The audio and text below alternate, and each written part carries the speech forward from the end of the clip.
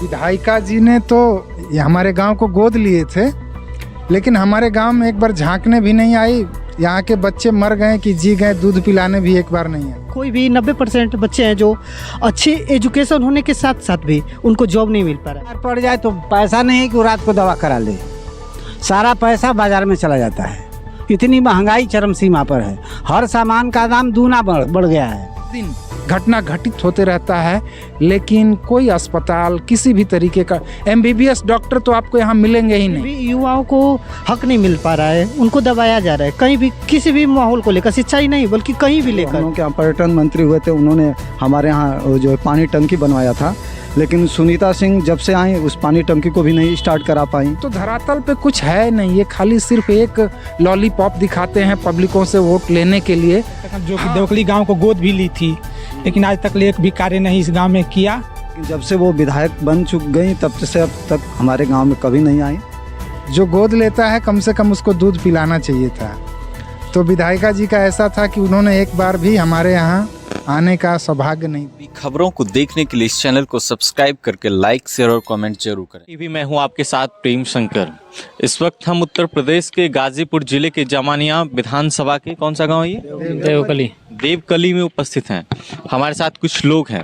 आगामी कुछ दिनों में यहाँ विधानसभा चुनाव होने वाले हैं, लेकिन पिछले 5 सालों में इस क्षेत्र का कितना विकास हुआ या फिर विकास का नारा किसी पार्टी के बैनर पोस्टर तक ही सीमित है। आइए हम इस क्षेत्र की जनता से जानते हैं, थोड़ा बातचीत करते हैं। इस क्षेत्र में पिछले 5 सालों में क्या बदलाव हुआ? इस क्षेत्र में 5 सालों में हमारे गांव तो देवकली है। देवकली में आज तक से सुनीता जी जब से जीत कर गई तब से आज तक दर्शन ही नहीं हुआ देवकली में उनका। तो हम विकास क्या बताएं, हमारे गांव में कुछ विकास नहीं है। इस क्षेत्र में क्या क्या विकास हुआ पिछले 5 सालों में या फिर क्षेत्र में या गाँव में? सर गाँव में विकास नहीं हुआ है। प्रधान के माध्यम से जो भी विकास कराया गया है, ग्राम प्रधान के माध्यम से जो लोगों को। विधायिका जी आई हैं? विधायिका जी नहीं आई है। विधायिका जी ने तो ये हमारे गांव को गोद लिए थे, लेकिन हमारे गांव में एक बार झांकने भी नहीं आई। यहाँ के बच्चे मर गए कि जी गए, दूध पिलाने भी एक बार नहीं आई। जो गोद लेता है कम से कम उसको दूध पिलाना चाहिए था। तो विधायिका जी का ऐसा था कि उन्होंने एक बार भी हमारे यहाँ आने का सौभाग्य नहीं दिया, नहीं आए। और रोड रास्ता उन्होंने कई बार हमारे गांव के लोगों ने विनती करने के लिए कि हम लोगों का रोड रास्ता बन जाता, कई दुर्घटनाएं हो जाती है। ये हाईवे से रोड सटा हुआ है गांव के लिए, लेकिन उन्होंने उनकी अर्जी रखा हमारे गांव के कई बच्चे, लेकिन उनके अर्जी पर उन्हें विचार भी नहीं किया, एक बार झांकने तक नहीं आया। तो बहुत ही बुरा ही कंडीशन है इस गांव का, रास्ते का, रोड का। बिजलियां एकदम जर्जर परिस्थिति में है, आप लोग देख ही रहे हैं, आ रहे हैं जा रहे हैं। तो काफ़ी दिक्कत परेशानी है, काफ़ी दुर्घटनाएं भी घटित होते रहता है हमारे गांव में। कई लोग, अभी हाल फिलहाल में एक घटना घटित हो गया है। कई सारी दिक्कतें हैं। नेताजी लोग तो कई सारी बातें बड़े बड़े करके चले जाते हैं, लेकिन धरातल पर, ज़मीनी स्तर पर कोई भी काम हुआ नहीं साहब। क्या क्या दिक्कतें होती? कुछ लाभ नहीं मिलता। इस साल तो खेती के लिए खाद ही नहीं मिली किसानों को, खाद ही नहीं मिली। दौड़ते रहे लोग कई दिनों तक, न खाद मिली न बुआई समय से हो पाई। और जितना मजदूर कमाता है उतना शाम तक खत्म हो जाता है। बाजार में जाता है, पैसा दे देता है, शाम को उसका लड़का रात को बीमार पड़ जाए तो पैसा नहीं है कि वो रात को दवा करा ले, सारा पैसा बाजार में चला जाता है। इतनी महंगाई चरम सीमा पर है, हर सामान का दाम दूना बढ़ गया है। जितना पैसा है गवर्नमेंट के खाते में चला जाता है। यहाँ से अस्पताल कितना दूर है? लगभग 1.5-2 किलोमीटर दूर है। 2 किलोमीटर? जी हाँ। कौन सा क्षेत्र पड़ता है? ये भदौरा है। भदौरा जो हॉस्पिटल है वहाँ पे इमरजेंसी वार्ड है? हाँ है, इमरजेंसी वार्ड है, लेकिन कार्य नहीं सही ढंग से हो रहा है। तो अच्छी स्वास्थ्य सुविधाओं का लाभ लेने के लिए कहाँ जाना पड़ता है, कितना दूर जाना पड़ता है? कम से कम 100-150 किलोमीटर जाना पड़ता है। बनारस जाना पड़ता है। गाजीपुर में भी नहीं? गाजीपुर में अभी नहीं चालू हुआ है, बना तो है लेकिन चालू नहीं हुआ है। गाजीपुर में भी चालू नहीं हुआ है। वहाँ पर भी डॉक्टरों की उपलब्धता नहीं है। सारे मरीज अब भेजना पड़ता है, प्राइवेट पे जाना पड़ता है, महंगा ट्रीटमेंट भी होता है। मतलब सरकार की ओर से कोई भी स्वास्थ्य सुविधाएं की कागज में तो है, फील्ड पर नहीं दिखाई दे रहा है। कागज में है, फील्ड पे नहीं है। हमारे साथ और भी कुछ लोग हैं, हम हंसलाल जी, हंसलाल। आपका क्या नाम हुआ? विपुल कुमार मेरा नाम है। मेरा नाम विपुल कुमार है। कौन सी क्लास में? इस साल BA फर्स्ट ईयर है। B first year. तो शिक्षा की लिहाज से देखें तो सरकार कहाँ तक मददगार है? शिक्षा के लिहाज से देखा जाए तो बहुत पीछे जा रहा है और लड़कों का जो शिक्षा है, पढ़ाई तो कर रहे हैं लड़के, लेकिन बेरोजगार होते जा रहे हैं। बेरोजगारी हाँ, ज़्यादा बहुत ज़्यादा होते जा रही है। इसे सरकार इस पर ज़्यादा नहीं ध्यान दे रही है। ज़्यादातर ज़्यादा मंदिर और मस्जिद कर लेकर झगड़ा में फंसी रहती है। लड़के जाए भाड़ मरे बस। आप कौन सी क्लास में पढ़ते हैं? ग्रेजुएशन कंप्लीट है। ग्रेजुएशन कंप्लीट या के लिए कहीं अप्लाई वगैरह? अप्लाई तो किए हैं सर, लेकिन इतना बेरोजगारी का माहौल है और सब यहाँ पे घूसखोर बैठे हुए हैं। यहाँ पे इस राजनीति, शिक्षा को लेकर राजनीति का माहौल है इस समय। शिक्षा नहीं रह चुका है, ये एक तरह का बिजनेस बन गया है। अगर शिक्षा के लिहाज से देखा जाए तो इंडिया में 10% ही ऐसे लोग अच्छे स्टूडेंट होंगे जो अपने दम पे इस समय भर्ती हुए हैं या फिर किसी भी विभाग में नौकरी करें। अन्यथा कोई भी 90% बच्चे हैं जो अच्छी एजुकेशन होने के साथ साथ भी उनको जॉब नहीं मिल पा रहा है। सबसे बड़ी समस्या ये है कि इंडिया में सबसे अधिकतर युवाओं का मतलब जनसंख्या है। इंडिया में, वो पूरे वर्ल्ड की अपेक्षा देखा जाए तो इंडिया में सबसे अधिक जनसंख्या युवाओं की है, लेकिन फिर भी युवाओं को हक नहीं मिल पा रहा है, उनको दबाया जा रहा है कहीं भी, किसी भी माहौल को लेकर, शिक्षा ही नहीं बल्कि कहीं भी लेकर। तो इसीलिए गुजारिश है कि मतलब शिक्षा को लेकर या फिर बच्चों के भविष्य को लेकर खिलवाड़ ना किया जाए उनके ऊपर। यहाँ से हॉस्पिटल तो है सर, लेकिन वैसा हॉस्पिटल नहीं है जिससे लोगों को इमरजेंसी वार्ड में या फिर किसी भी वार्ड में शिफ्ट किया जा सके। नॉर्मली हॉस्पिटल है, जैसे कि यहाँ 35 या 40 किलोमीटर के दूर में या फिर उससे भी अधिक दूर है जो अच्छे खासे हॉस्पिटल है। इधर कोई ऐसा हॉस्पिटल नहीं है जिससे कि किलोमीटर में कोई हॉस्पिटल, इस इमरजेंसी में रखने के लिए कोई ऐसा हॉस्पिटल नहीं है। 35 से 40 किलोमीटर की दूर ही 150 पड़ जाएगा सर किमी।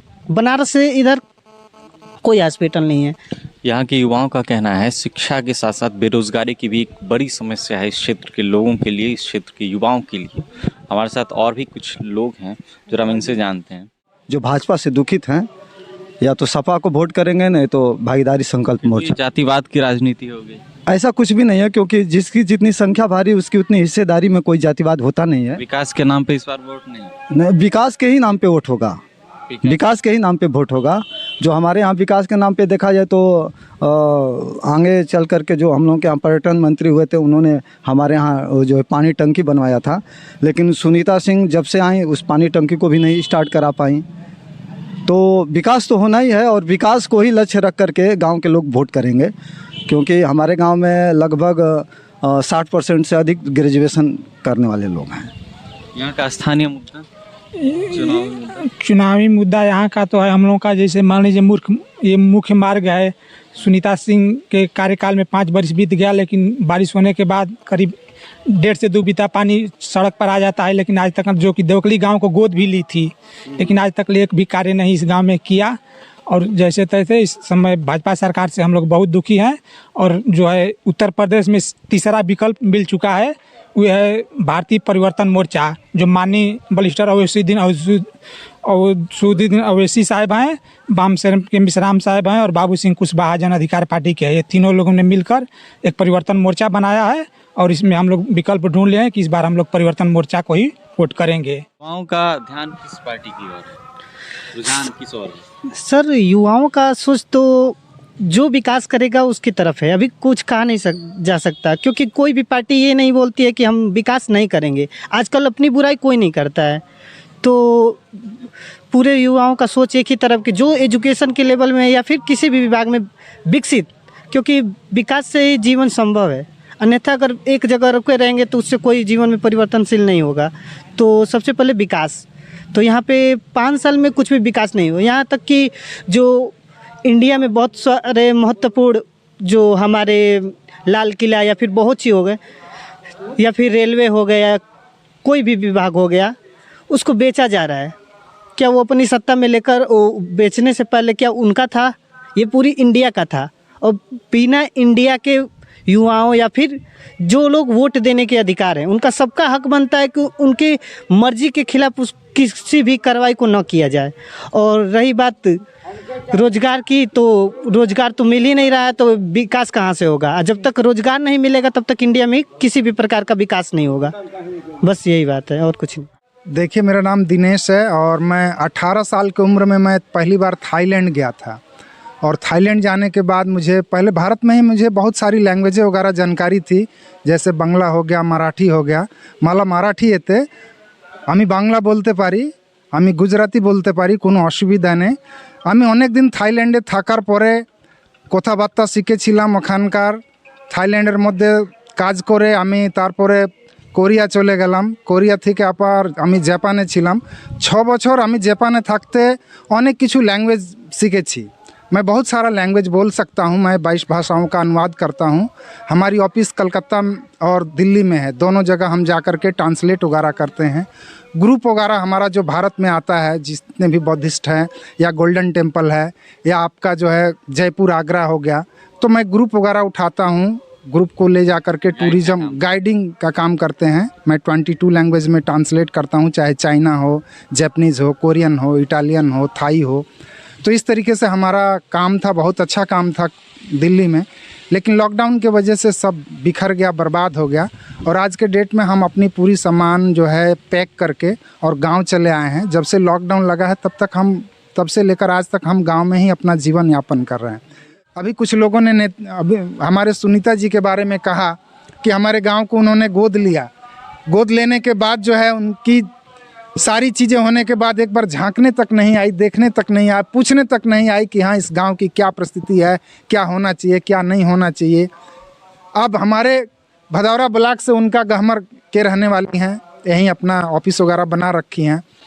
तो भदौरा उनका पर डे आना है। क्या वो भदौरा ब्लॉक का हॉस्पिटल को नहीं देख रही हैं? आप विश्वास नहीं करेंगे, आपको मैं एक और चीज़ बता दूँ। हमारे गाँव के बाएँ साइड में जो है रेलवे लाइन है और दाहिने साइड रोड है, जो कि बड़ी रोड है।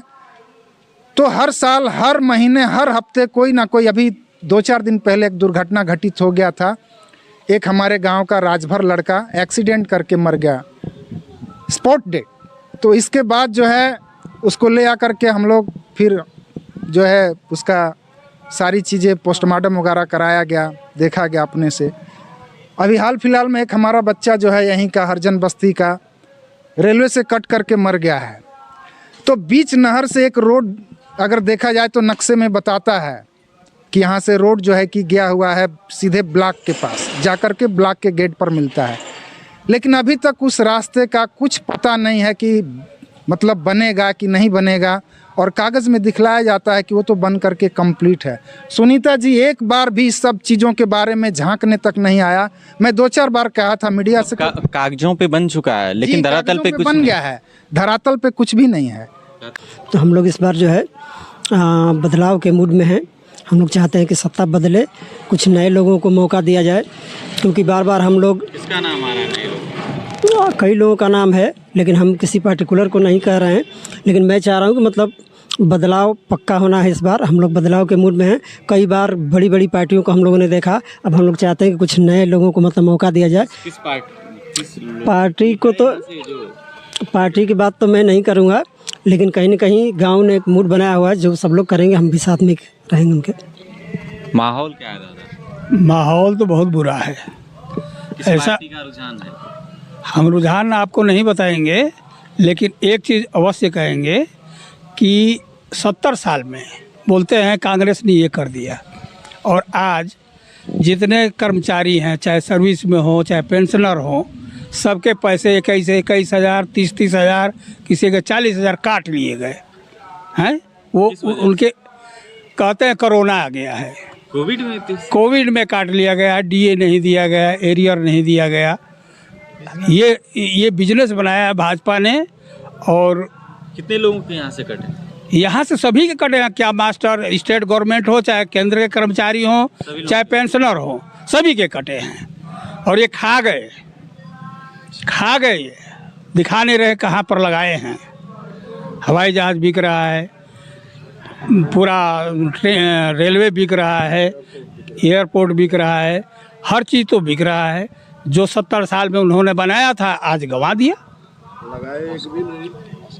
चलो, माहौल क्या है यहाँ से? माहौल बहुत अच्छा है, बीएसपी जीत लेगी। यहाँ पर माहौल तो भाजपा को हराने के लिए जो पार्टी अग्रसर है इस समय जो चल रहा है मीडिया के द्वारा कि नहीं सपा और भाजपा में लड़ाई चल रही है, तो अनुमानता यही है कि सपा बाजी मारेगी ही यहाँ से। दोबारा कांग्रेस आएगी। जन अधिकार पार्टी। जन अधिकार पार्टी। जन अधिकार पार्टी। जन अधिकार पार्टी। जन अधिकार पार्टी। सारे लोग जन अधिकार party. Bahujan Samaj party. Bahujan Samaj party BSP. BSP. अब देखिए, अभी कुछ कहा नहीं जा सकता है किसकी सरकार बनेगी, कौन आएगा, ये कहना बहुत ही मुश्किल है। माहौल समाजवादी पार्टी को वोट देंगे हम। जिसको देखेंगे कि भारी है भाजपा छोड़ कर उसको वोट देंगे। हम बाबू सिंह कुशवाहा के हैं, जन अधिकार पार्टी। देवकली। तो देवकली का लोगों का रुझान कभी जन अधिकारवादी पार्टी या फिर बहुजन समाजवादी पार्टी, समाजवादी पार्टी या भाजपा की ओर कम लोगों का, क्योंकि विधायिका जी से यहाँ से लोग नाराज हैं।